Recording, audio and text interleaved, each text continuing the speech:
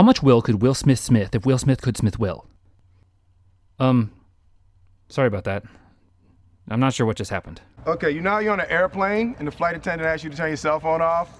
And you like, I ain't turning my cell phone off. That don't have nothing to do with no damn airplane. Well, this is what we get. Oh, thanks, Will. Welcome to A Tough Act to Follow. I'm Preston, aka the Ploominator, and I will be your wandering minstrel voice of analytical insight, here to shine a light on the best and brightest stars of your favorite films. Late one night, after spending hours searching through the online databases and movie review sites searching for the perfect actor to start off this series, the answer literally came to me in a dream. Seriously, I'm not making this up. I woke up with one name incepted into the deepest recesses of my brain. And the more I continue this story, the more I realize I should have probably picked Leo with that intro. No shade to Mr. DiCaprio though, but there's only one name I can really start with. One person who can successfully kick off this series the way they kicked off a plethora of successful movies. I woke up from that dream and firmly in my mind was one name: Will Smith. So let's talk about him. Why do people love Will Smith? What makes him an actor who continues to launch successful movies? Throughout the 90s and early 2000s, Smith's status as a leading man was a near guarantee of financial success. And even as his notoriety has faded somewhat in the last decade, he still manages to be a steadily noted household name and has carved a legacy that will not soon be forgotten. So what is it about Will Smith that makes him so good? Is he just some slick, good-looking guy who manages to use his swagger to trick us into liking him? Or is he an actor who really knows what he's doing? Well, if you ask me, he's much more talented than we may initially realize. So come with me as we cast the spotlight on why Will Smith is a tough act to follow.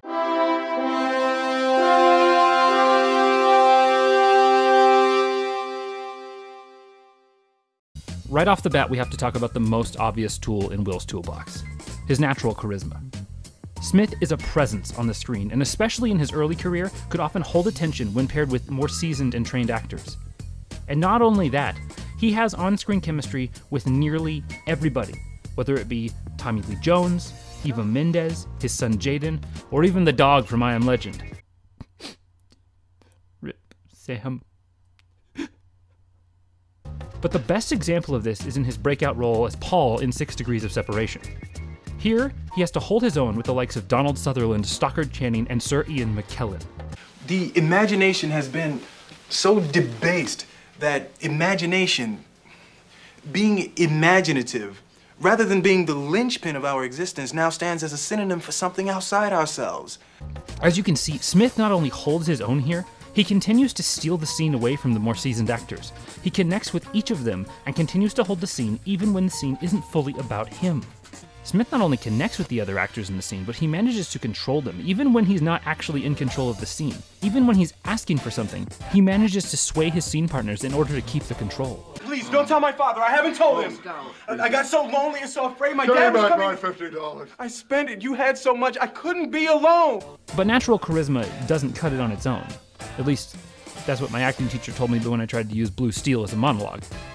No, Smith isn't a one-trick pony. He actually uses one of the most overlooked and effective tricks an actor can employ. Will listens. You know the phrase, acting is reacting? That's the one I'm talking about. Smith doesn't just know how to deliver a line, he also knows how to receive one. Then telling him to drop mustard on his shirt so I'd feel less like a dork? That was all you, right? No. Hell no. That was him. That's got Albert written all over it. Did you see that? He's not just waiting to deliver his next line, which was pre-planned before the scene even started. He's listening to the response and choosing, in character, the words to the next answer. And this isn't even one of his Oscar-nominated roles. This is an at times cheesy rom-com. Smith also gives very natural reactions, even to weirder and crazier things. They don't ever feel too big or too weird or too crazy. His reactions feel natural, even when they're in a comedy. I'm Sarah Milas. I run the gossip column at The Standard. And then he'd ask all these penetrating questions about it because he was sincerely, if atypically, interested. No. No. He'd be interested. So sure, Smith's a great scene partner, but what if he's not around another actor? Can he still deliver that charm and talent and hold our attention even when he's the only one on screen? Yes. Yes, he can. Why would I ask that question and then defeat my own argument? That would make a really weird twist to this video. The best example of Smith holding his own is in one crucial scene in I Am Legend. And I would recommend grabbing the tissues before we start, because if you've seen the movie, you know what's about to happen.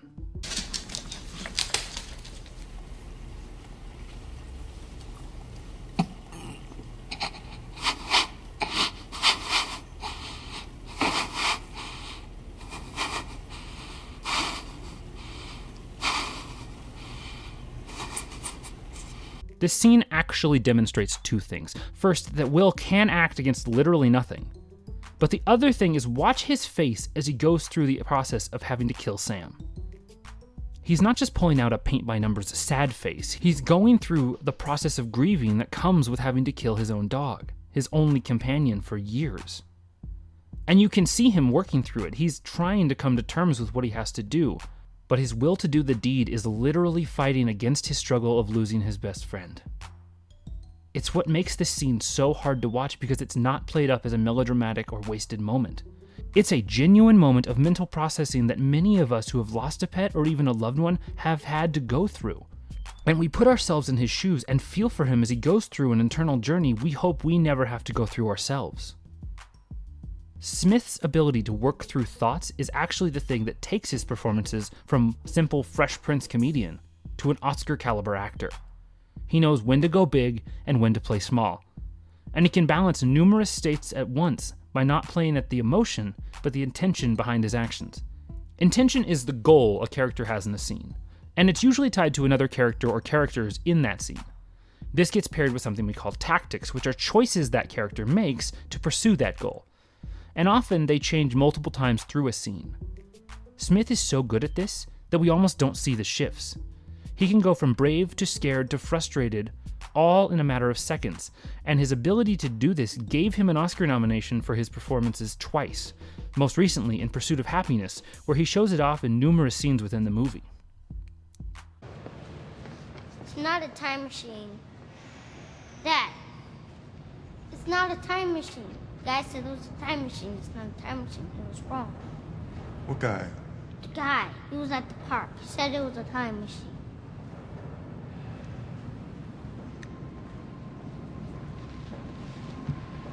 Yes, it is. And this skill doesn't just apply to Smith's dramatic roles. His ability to remain grounded in comedy keeps the movies grounded as well. Remember that he started with a comedic and laid-back image that helped launch him into the public eye. And his ability to be realistically silly is actually incredibly hard. Not many leading men can jump from sexy to silly back to sexy and not let either state be over the top. But Will does. In fact, I'd argue it's what he's best known for. He's done it in Hitch, Bad Boys, Suicide Squad, Independence Day, but none of those hold a candle to what I say is the signature Will Smith role, as James Darrell Edwards III, aka Agent J of the Men in Black. I saw little Tiffany. I'm thinking, 8-year-old white girl, middle of the ghetto, bunch of monsters, this time of night with quantum physics books. She about to start some shit, Zed. She's about 8 years old. Those books are way too advanced for her. If you ask me, I'd say she's up to something. And to be honest, I'd appreciate it if you eased up off my back about it. He delivers the dialogue in the scene with a straight face and thoughtful justification, and it's nonsense. And this dialogue isn't even the weirdest set in the movie. Smith continues to balance himself and keep his cool composure even when he's the butt of the joke, even when he's struggling to stay grounded because of his circumstances. The movie isn't grounded, but Will Smith is, and that's why it works. Of course. That's obviously the first thing I noticed. Well, what I was pointing out is the fact that there are no pieces of them left. Yeah, so they're intact, wherever they are, whole somewhere, that we can be sure of. So why do we love Will Smith? One, Will's charismatic, and he has great chemistry with just about everything he acts against. Every character, actor, object, no matter how big or how small. He makes connections with them and knows when to lead the scene and when to follow, when to steal it and when to let it be stolen.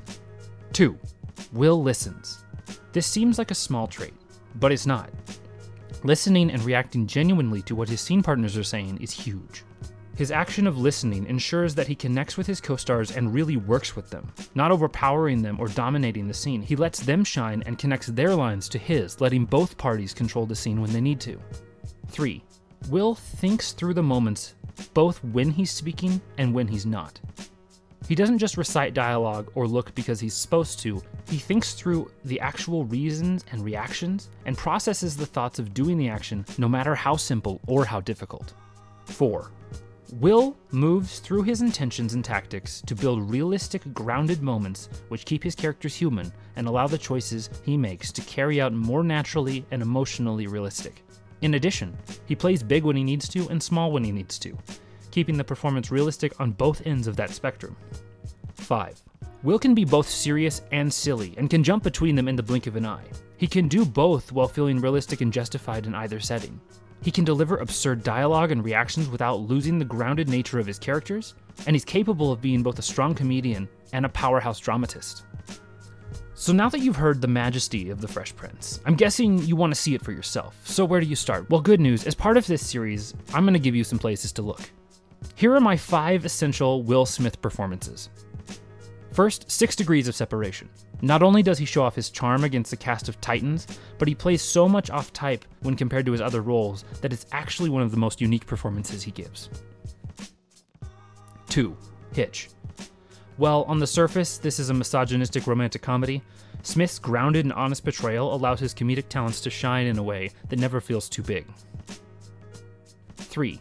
I Am Legend. Smith has made plenty of action movies, but his work in this gritty science fiction thriller is probably the most unique. And he has to hold the screen by himself for over half the movie, reacting just to mannequins, CGI monsters, and a German Shepherd. 4. Pursuit of Happiness. Smith's work in this is heartbreakingly hard to watch, and the performance granted him a well-deserved Oscar nomination.